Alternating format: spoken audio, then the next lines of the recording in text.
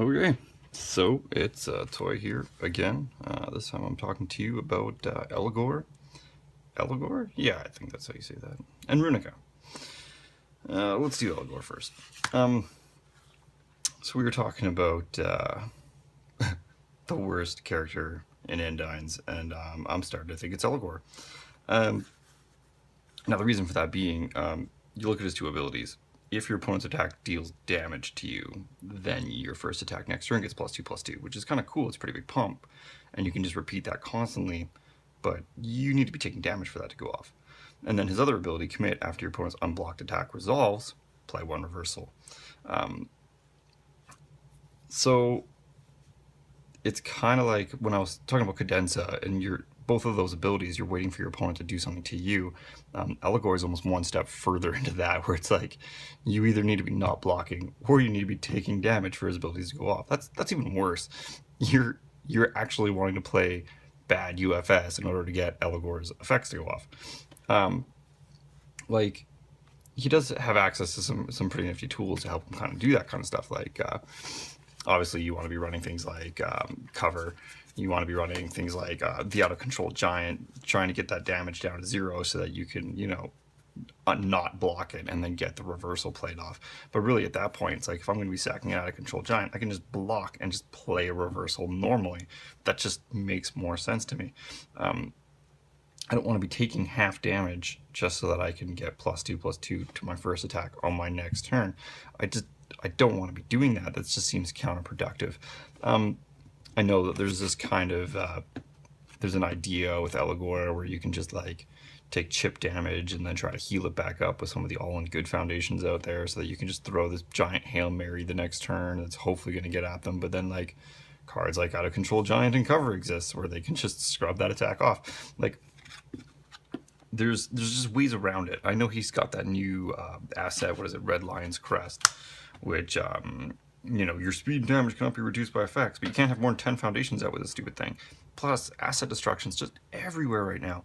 Like, if you're not running something that can take care of assets, like, you're almost putting yourself out of competitive state just because of the fact that, like, Indines didn't even get any action cards. All they got is just another butt-ton pile of assets.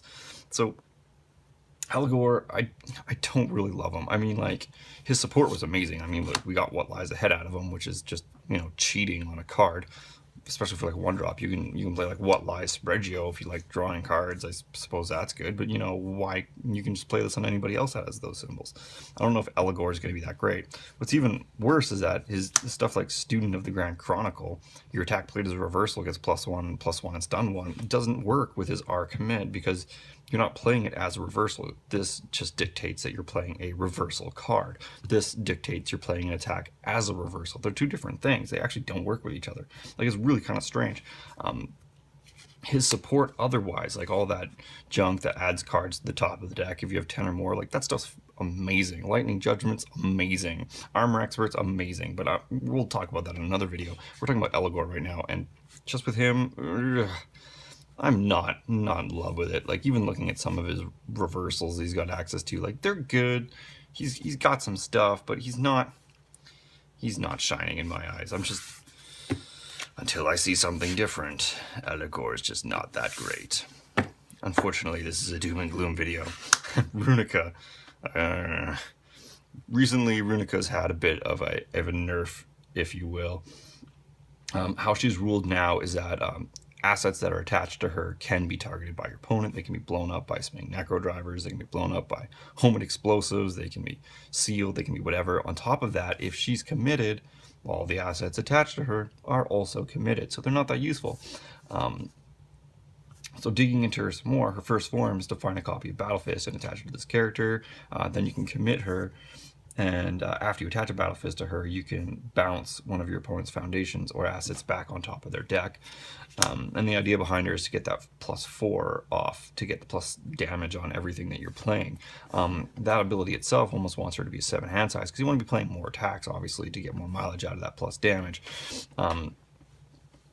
But just to kind of, I guess, complement her glass cannon idea, But the way she stands now, she's kind of like an inverted Senko, where Senko can form commit to add a foundation to her staging area. She's committing to take a foundation out of theirs.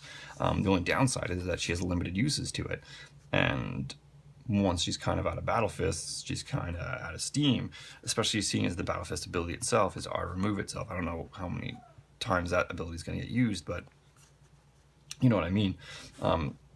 Especially with all the recent changes with the nerf, I don't know if her rules are going to stay the way that they are. I don't know if they're going to get better. As it stands, I can't really put too much of a judgment on Runika. Where she's at right now, she wants to play barrage, she wants to play lots of attacks, maybe she wants to play throws, she wants to benefit from that damage. You're probably going to want to play something like Seeking Information to make sure you can get those Battle Fists back if they do end up in your grave. You're going to need something to protect those Battle Fists. You're going to need to have a very strong mid-game plan because your early game is probably going to need to spend committing, bouncing stuff on their side, keeping a foundation advantage in board, and then your mid games where you're really going to want to push into your opponent while they have less foundations than you, while you hopefully have your Battle Fist. But that's really where her prime, damage dealing time is. And if your opponent knows that and they can kind of telegraph that, which I mean, hey, you're playing against Runika, of course it's telegraphed. They know exactly when you're going to be trying to go off. They can just kind of prepare themselves for that. Try to hold you off and then build out to catch up, take care of your Battle Fists, and if they can lock you out, then you're just this character that just turns into a 6/27 nothing, and you're relying on whatever your build is otherwise. I think right now almost on all three symbols there's almost a character that can do everything else better than that.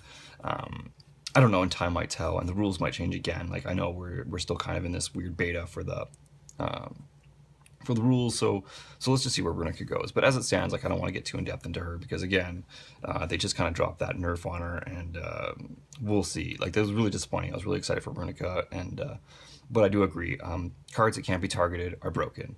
Cards that can't be interacted with are also broken. Cards that just bypass ways of the rules of the game should, like, the ways that things are presented, they should not exist. Static text, again, I don't even think static text should exist. Those should be responses. So at least there's a level of interaction with those things. She brought us another foundation that you draw a card when you check it off the top of the deck. Again, those things should almost be responses. But yeah, Runika and Eligor, individually as characters, not loving them at the moment. We'll see, that might change. But their support is phenomenal. I'll get into their support later, but the characters themselves, not loving them. I could almost do better with any other character on these symbols for anything that I'd want to do with both of them. So yeah, it's the unfortunate side effect of this.